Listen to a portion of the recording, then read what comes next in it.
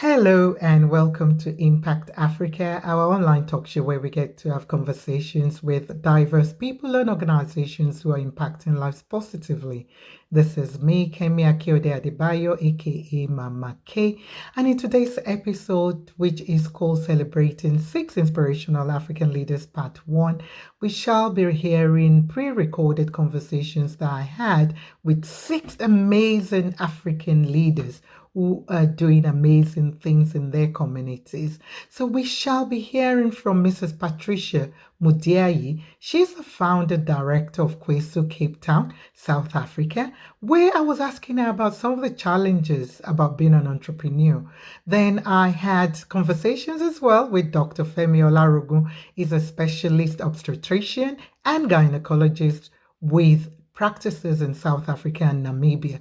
I asked him about some of the solutions in terms of health issues. What does he think, could be some of the solutions to some of the health issues we have. And then, amazing woman. I shared a story and we had fun having conversation with Mrs. Magdalene Nkuno. She's the founder, president of Leading Women of Africa, Cape Town, South Africa. They work across all Africa with women specifically. And we heard her talking about what some of her successes has been with her NGO. And my lady, my sister, Mrs. Jessie Kombe. She's a retired housekeeper and businesswoman who has now relocated back to Malawi from South Africa. And I was asking her as well about her challenges, while living in Cape Town as a Malawian. Then I spoke to this young, dynamic, courageous, bold man, Mr. Chafo Nchang. He's the founder director of Sickle Cell International Foundation, which is based in Cameroon and USA. I asked him as well what makes an organization work and what tips he had, and what lesson he can share with us. What an amazing time I had. Then last but not the least, we shall hear from a man of God who is so dynamic and so courageous, so resilient. He is Apostle Caleb Calebs. He's the founder, senior pastor for Life Bending World Mission and Life World in Men Mission, and he's the CEO for Life Bending Radio Cape Town. Where I was asking him as well, what are some of the challenges as a Nigerian settling down in Cape Town and how he managed to overcome them? Well, enjoy. So, my sister, we've spoken about some of your work, that you've been doing in Kwesu.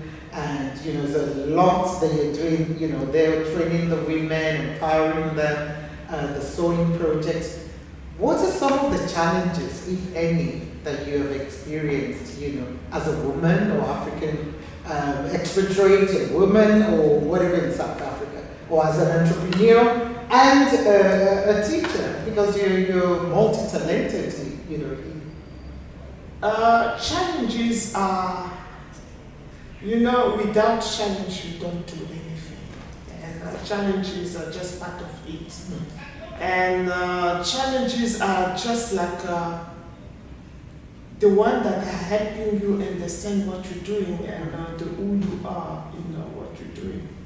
So, actually, you found sometimes that challenges are just people who are desperate, who do not believe in anything anymore.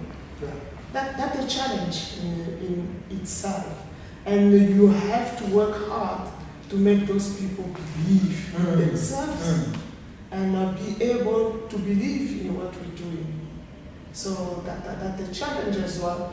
Another challenge is we started this program with we're doing it in our home. And it's get to the level where you can't do it in your home anymore. You have to go out there and you realize that you need material, you realize that you need equipment, you realize that you need these things. And finance get in without you knowing that really you need this amount and not that amount. And there is challenges such as the people that you're serving cannot move from one place to another because of a financial problem. So, and then you have to put yourself there because you want it to happen in their lives. So you want you want to help, and you cannot do magic. Yeah. You cannot put yourself there. End of the day, you just need help. People need to help you so that you can help other people. So you managing to address some of this has been through working with others and, getting others, in terms of support. Yeah. With COVID, the pandemic, last year has affected a lot of people, positively and negatively. How has that been for you and Kwesu? We had difficulties in terms of the ladies could no longer come to the center because of transport, because of the stage of COVID when it was The lockdown and They were nowhere to come to the center, so which means all their problems, all their struggle, they have to keep them, and the stress of COVID. So we tried to do some stuff online, which was not also easy because they need data, and data is not for free. So those are the challenge. And those who were not working, who were depending on our food, the food parcel that we give, could not come and fetch the food parcel. So it's another problem. So we have to drive around and give food to people here and there when we could. So at the same time, we have the opportunity to do masks. Right. So which was a positive. Which was a positive. Because that way it got the women things to do, and at the same time. Yeah. So we managed to do the mask with the woman in the center. So when some lost their job, we were busy working. So which was something positive at the same time. So.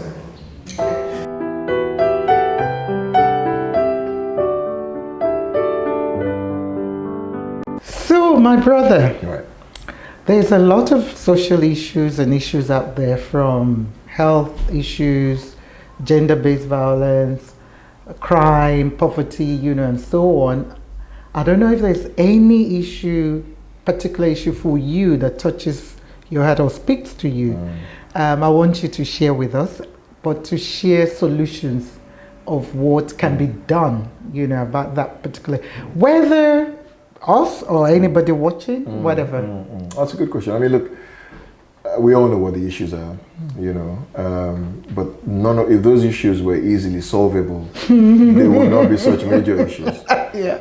That's why we still struggle to try and get to the bottom of it. All those you've mentioned are all very important. I mean, obviously gender-based violence, we see a lot of that. My initial exposure from when I came to South Africa was the level of violence that does occur between sort of spouses and things like that, because you see that at the other end, because you're sitting in an emergency room and you see what comes in as a junior doctor, the kind of pain that is inflicted, physical pain by sort of spouses and people that are close to you. So that always comes close to man, and people, as we know, have died from being beaten up and shot by their spouses. What can one do? Education, I suppose, and perhaps improvement of the infrastructures in places where this is an issue. Though it does cut across board generally, but perhaps education in making people see that it doesn't have to always be that way. What often gets to me is that you see the same group of people doing the same things over and over again. Yes. And it's usually linked to alcohol and drug use and all that. Yeah. So you got to break that cycle.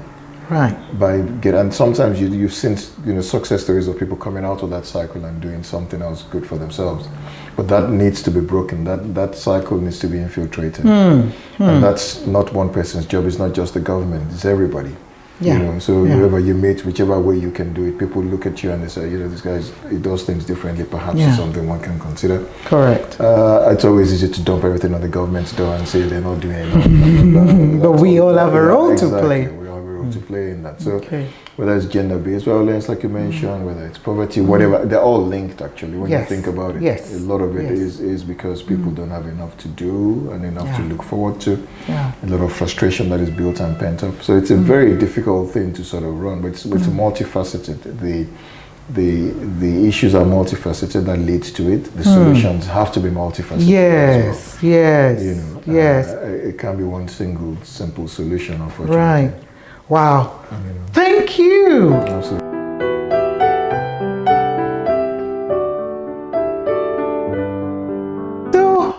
Madam Madeline, wow, you guys have been doing a lot.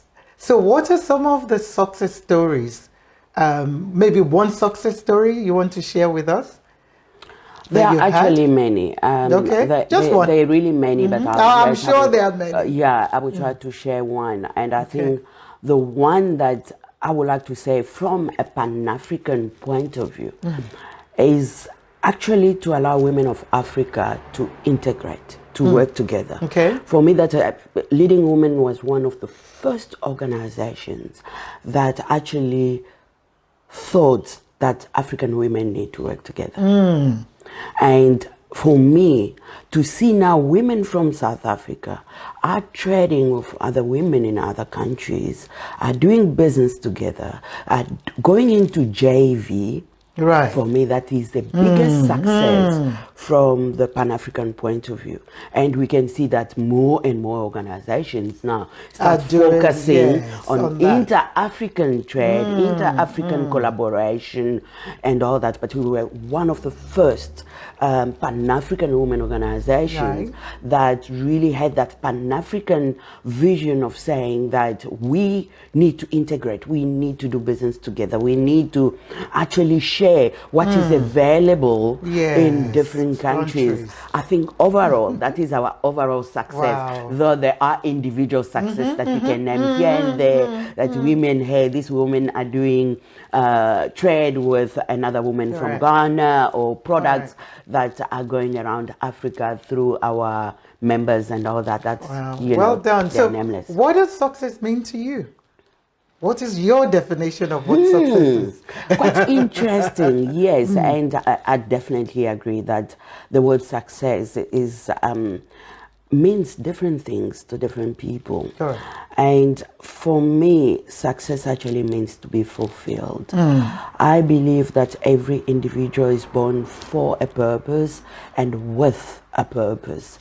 I want to be able to say one day when I pass on that I've left a legacy, that I've fulfilled my goals, that I've fulfilled my purpose on earth, because as we know, we're not eternal on earth. Nope. We're going to pass one day.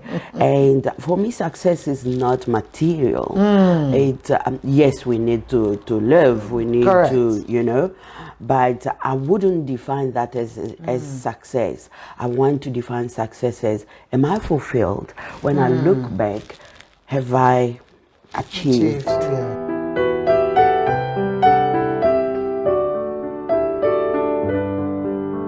So, Jesse, have you had any kind of problem or challenge living in Cape Town as a woman or a Malawian?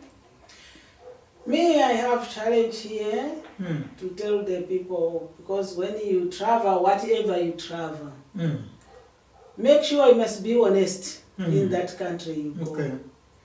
Don't to steal, don't to shout, don't everything long, but you must take care the people, to be happy with the people, whatever you travel. Even your country, the same. Make sure you must be love people and take care of the people, to be the friendly of the people, whatever you are in the village or whatever you travel. So basically, when people come from other countries, other African countries and so on, but we're in Africa, we're other African countries, so we're talking about Africa now. You're saying, they need to be honest, to love people, to do, which is all the qualities you have. This was you, Jesse. You know what? The people, when you travel or whatever you travel, never mind is white, never mind is black, is a human being. But you must love each other. And to be honest. And to be the friendly. Because always when you have the friends in there, whatever you are, you're gonna be free when you stay there. And the people are gonna love you. Because always the people when you saw you is happy. Because when you are not friendly with some people, the people can't be happy for you. Always whatever you go, you're gonna say this people is rude, but you is rude. Because it's the one you show the people rude. But everywhere where you go, even your country when you stay, make sure you must love your people, because all of them is human being. Yep. Yeah. So always must love each other. Love each other.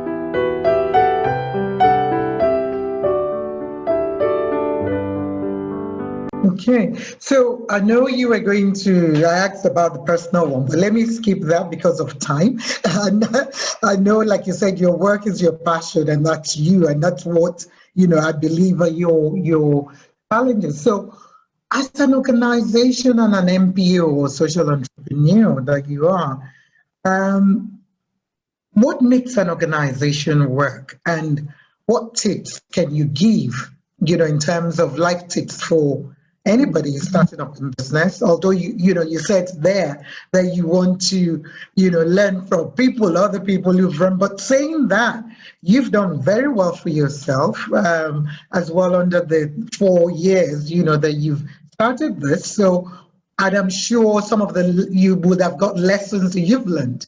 So do you want to share with us some of the lessons you've learned, how not to do or what to do? Just a quick one.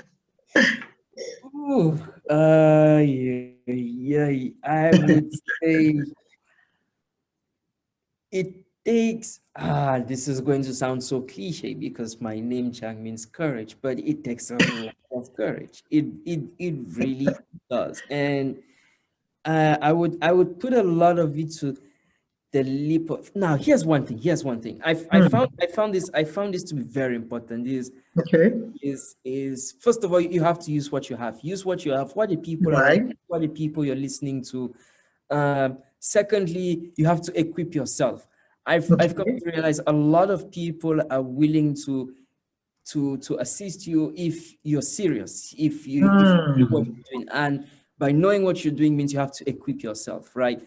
Do your homework. Like if you're coming to someone, make sure you're coming with something they can work with, and you're direct about it.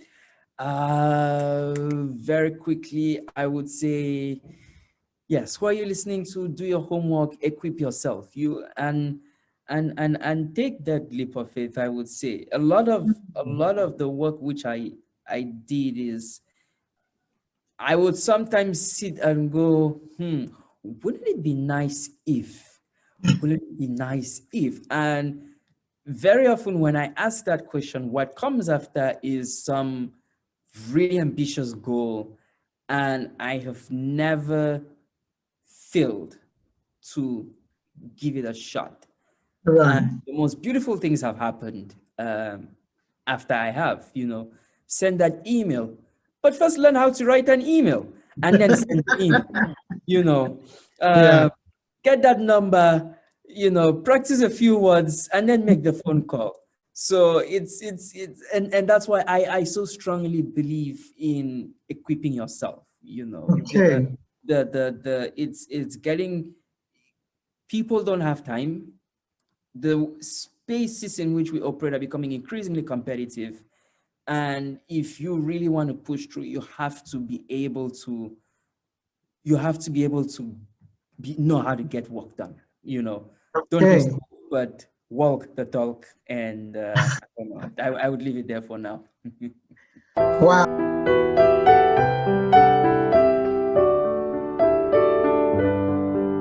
Brother, there's a lot, you're doing with your ministry, and kudos to you and your team.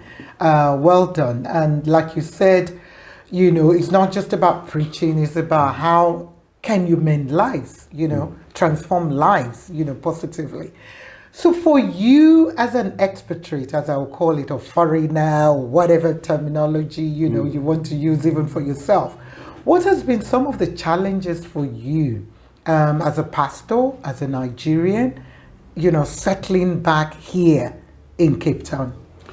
One of the challenges we had. How have you managed to overcome them? Because we want to know.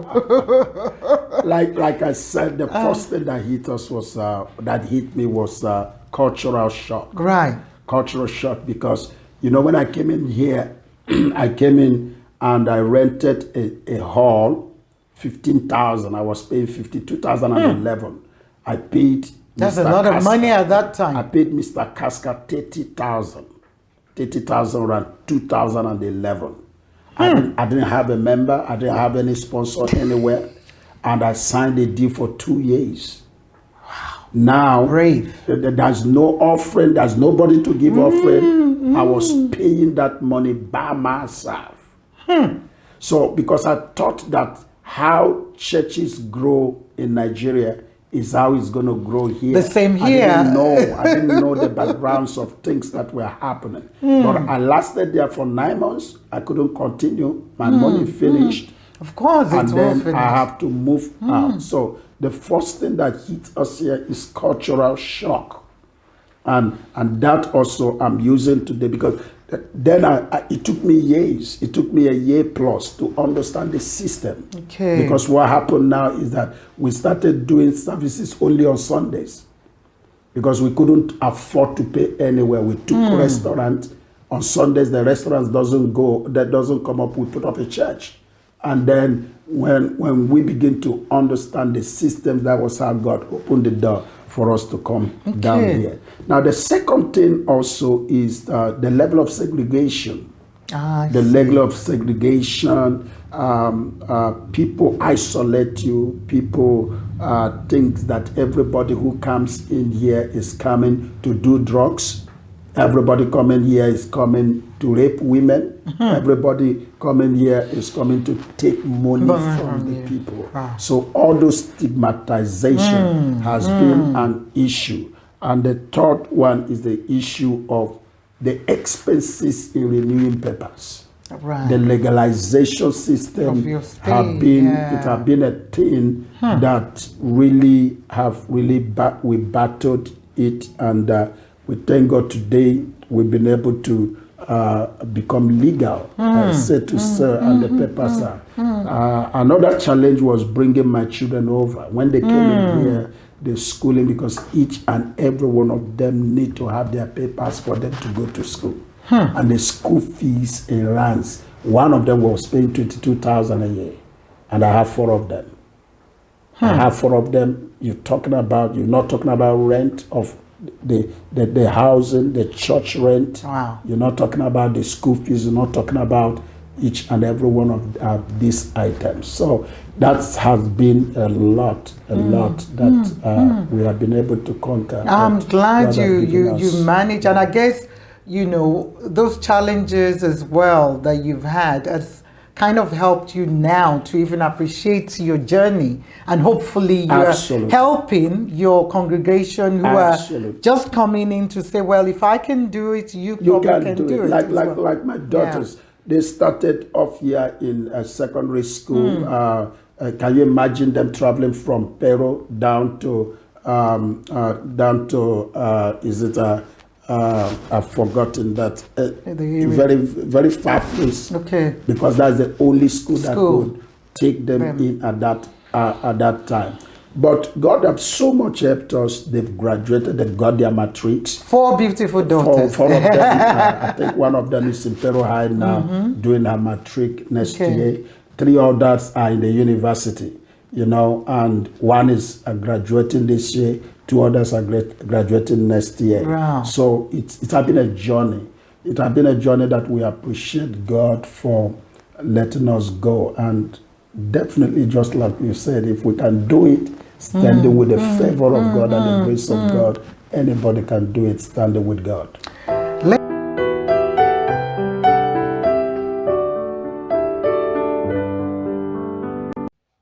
What an honor to have heard the stories firsthand from the 6 amazing inspirational African leaders, young, older, man of God, businessman, doctor, and a lot of other stuff. So I hope you were inspired by some of what they shared with us, and we thank them, for all they do in the community, and we're just grateful, and we continue to pray that God will continue to bless them and their family. So thank you for dropping by once again, Impact Africa.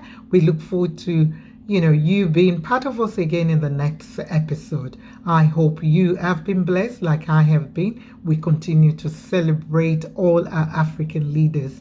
Thank you for being an inspiration to others. And thank you for impacting lives positively. Well, this is all we've got time for today. This is your girl, Mama K. Till next time, stay safe, stay blessed. Remember, God is love, and I love you all. Bye-bye.